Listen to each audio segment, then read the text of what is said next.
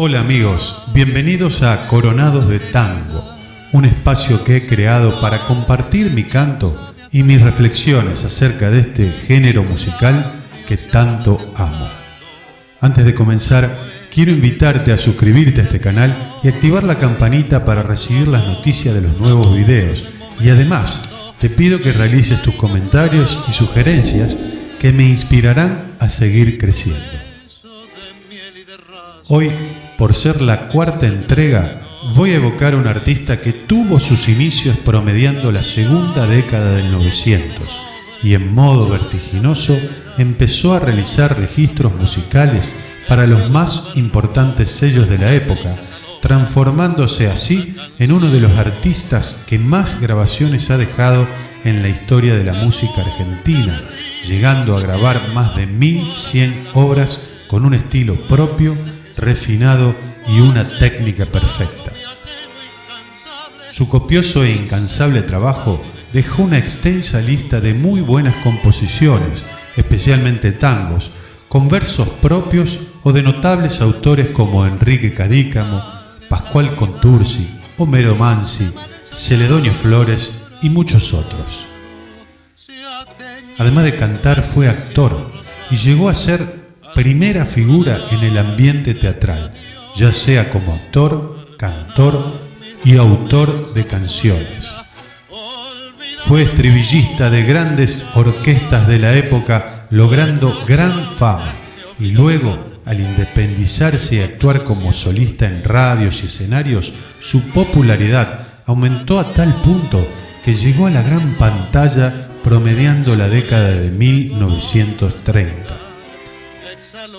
Como hombre de tango, dijo ser siempre un fan de Ignacio Corsini y supo gozar de la amistad de los grandes de la época, como Carlos Gardel y Edmundo Rivero, quien fuera uno de sus guitarristas antes de transformarse en un consagrado cantor. Fue un amante de los deportes que lo ayudaron a mantener su línea y fue un detallista a la hora de vestir. Sí, amigos, hoy les voy a hablar de Carlos José Pérez de la Riestra, popularmente conocido como Charlo, para muchos el sucesor de Carlos Gardel. Buenos Aires me obliga a dejarte y bajo esos cielos por ti soñaré.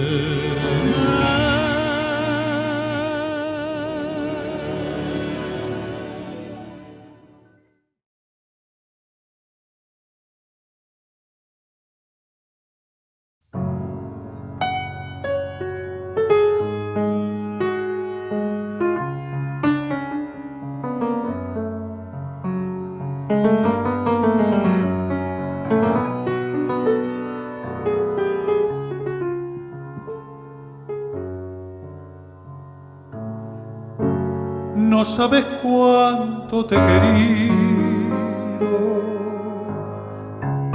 cómo de negar que fuiste mía, y sin embargo me has pedido que te deje, que me vaya, que te hunda en el olvido. Ya ves, mis ojos no han llorado, ¿para qué llorar lo que he perdido? Pero en mi pecho desgarrado, sin latidos, destrozado, va muriendo el corazón. Ahora que mi cariño es tan profundo, ahora quedo solo en este mundo, ¿qué importa que esté muriendo y nadie venga a cubrir estos despojos? ¿Qué me importa de la vida si mi vida está en tus ojos? Ahora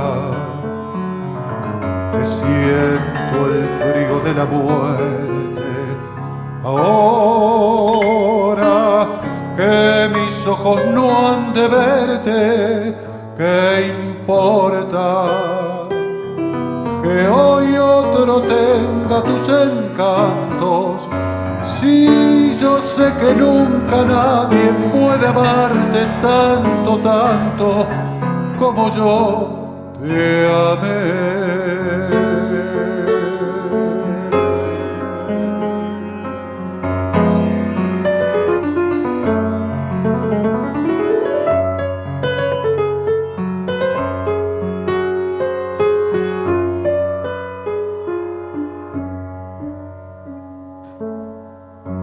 No puedo reprocharte nada si encontré en tu amor la fe perdida.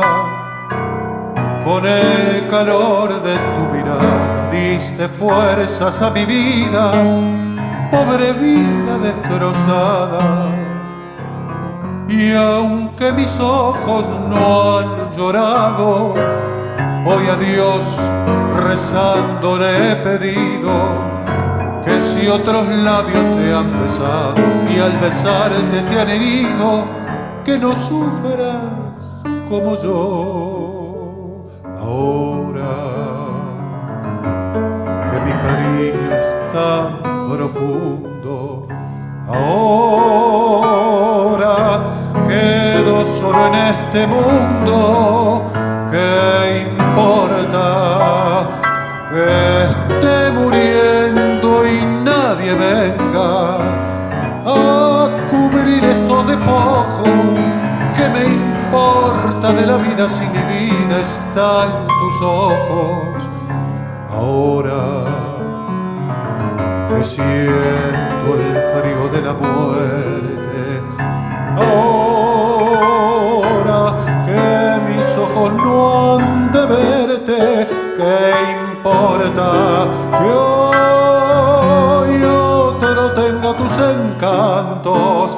Si yo sé que nunca nadie puede amarte tanto, tanto como yo te amé.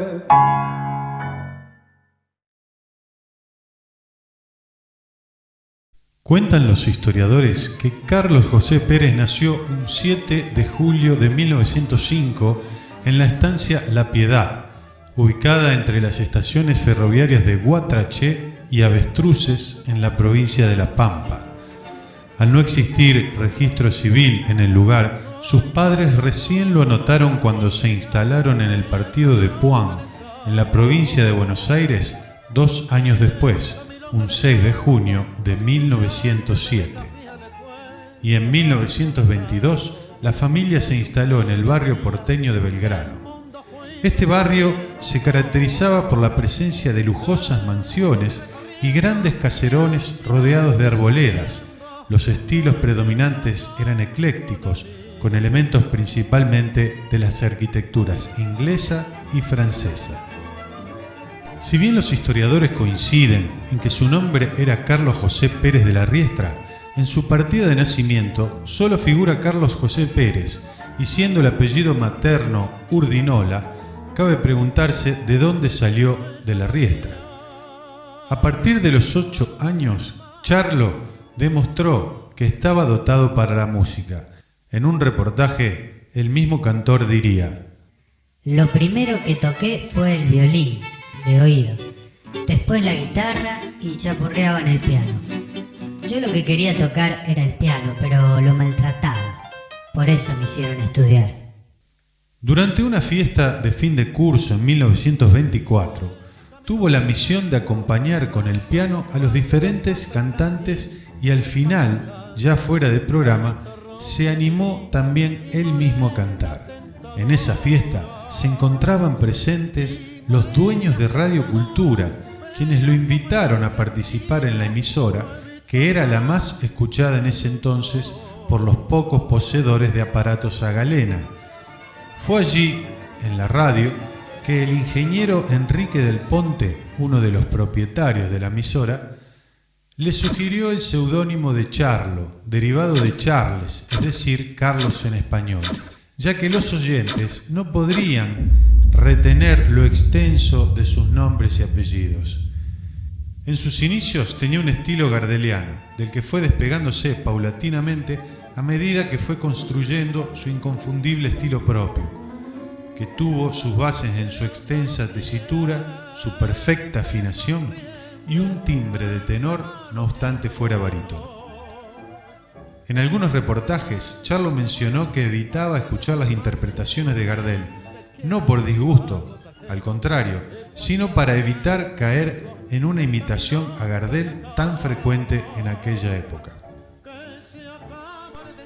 A partir de 1927, abandonó su carrera de abogado y debutó como galán cantor en los famosos teatros de revista, un género muy en boga en esa época, que ha inspirado a libretistas y compositores que, acompañados de innumerables comediantes, bailarines, vedettes, músicos y cantantes, dieron vida a espectáculos de indudable raigambre popular. Mientras se desarrollaba la temporada, fue a buscarlo Francisco Canaro para grabar con él para el sello Odeón. La propuesta de Canaro, según el mismo Charlo, fue que le pagarían 30 pesos por cada estribillo cantado, y su nombre no figuraría en las etiquetas, tal como era de costumbre hasta los primeros años de la década del 40. También realizó grabaciones con la orquesta de Francisco Lomuto, que era artista del mismo sello. Fue autor de famosas obras entre las que podríamos destacar Tu pálida voz, Rencor, El viejo vals, No hay tierra como la mía, y en colaboración con el inolvidable poeta Enrique Cadícamo, el tango Ave de Paso, una pieza que lo llevó a hacerse conocido en toda Latinoamérica y en parte de Europa. Pero también incluyó en su repertorio numerosas piezas que no fueron de su autoría, pero de las cuales dejó versiones inolvidables, como su versión del tango Las 40, de Grela y Gorrindo, o del tango Olvido, de Rubinstein y Amadori, sin dejar de mencionar la fabulosa versión que realizara de uno de los tangos más hermosos de la historia, con letra de Enrique Cadícamo y música de Juan Carlos Cobian, llamado Nostalgias. Hermano, yo no quiero rebajarme, ni pedirle, ni llorarle, ni decirle que no puedo más vivir. Desde mi triste soledad veré caer las rosas muertas de mi juventud.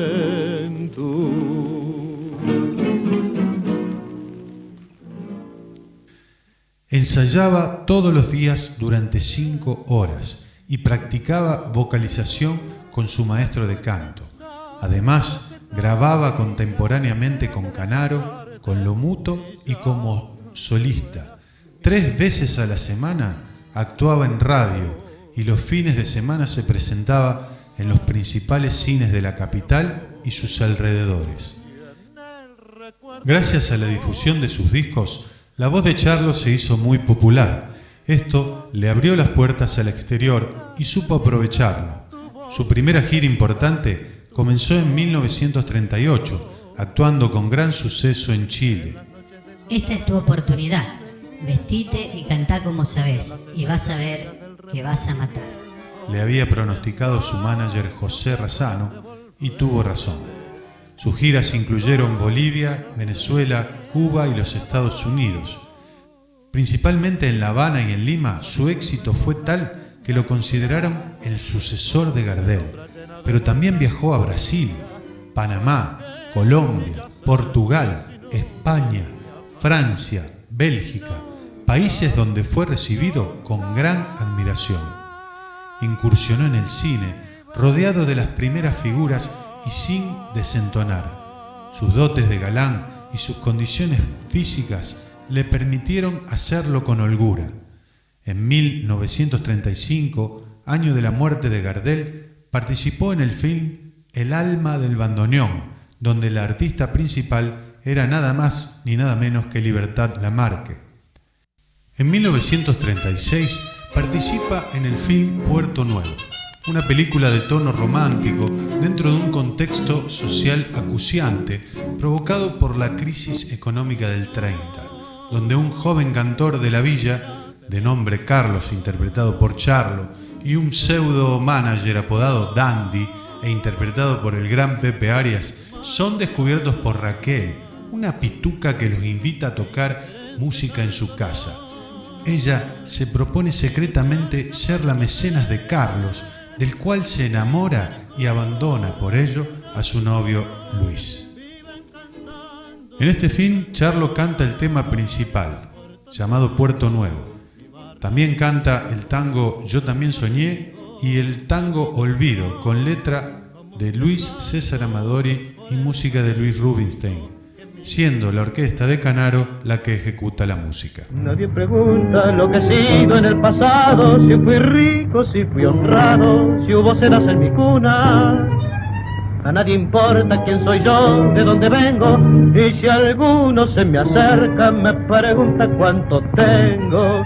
Miran los trapos que delatan mi pobreza de hoy, y en esos trapos lee la gente cuánto valgo y quién soy. Pero no importa para mí, que lo he vivido, yo sé todo lo que he sido, lo que nunca más seré.